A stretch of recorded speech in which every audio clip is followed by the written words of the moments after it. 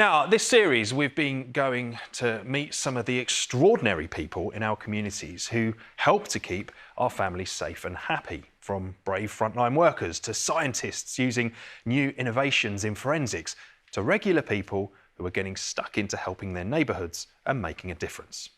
Today, we're off to London to meet Tasma Mood, and this is his story. I grew up in East London. It was a difficult upbringing, a very challenging environment. I'm kind of moving all over the place just due to difficulties at home. It was a lack of opportunity in East London at the time. There was not a lot of anything, really. Not a lot of positive role models, a lot of gangs. I think there's a lot of choices I could have made as a young person that would mean I wouldn't be sitting here right now. You start to believe that you're just a failure and there's nothing you can do. I think a lot of young people experience that mindset. I was around 11, 12 years old.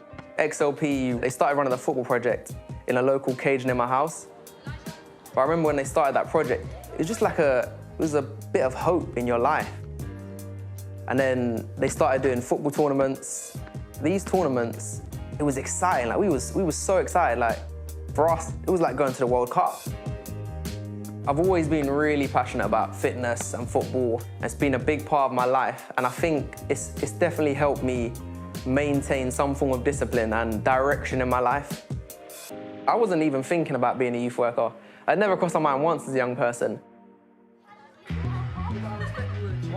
The buses are really cool. I really like the buses. It's a portable youth club. Wow. It's a big blue bus with XLP written all over it. The kids can't miss it. We do loads of things on the buses, you know. We have meaningful conversations a lot. Play PS5s, Xbox, Nintendo Switch. There's so much option on this one bus. First of all, look, we're gonna answer this question first, yeah?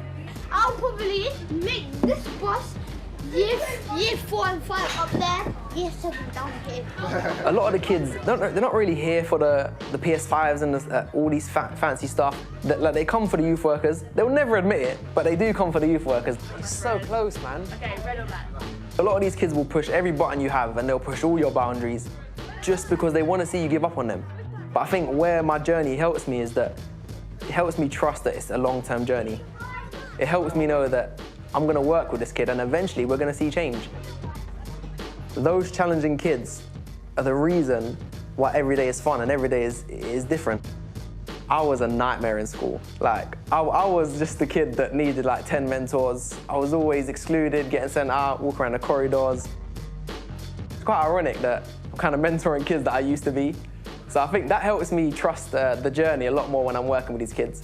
It gives me a lot more patience and composure when I'm working with them. If you can save 2 kids out of 1,000, like you've stopped 2 kids from getting into a gang. And that is the mindset that you need. So if we're there for an hour and a half or we're there for 5 minutes in their life, like they've had 5 minutes with a positive role model, which is enough. It's enough time to make a massive difference in their life. A really fantastic project, that, isn't it? And like Taz says, it's these positive role models that can have a really great impact on younger people. Huge, huge impact. And I'm impressed with his keepy uppies as well. Very He's a good lot those, better than weren't me. they? Very good. Good on you, Taz.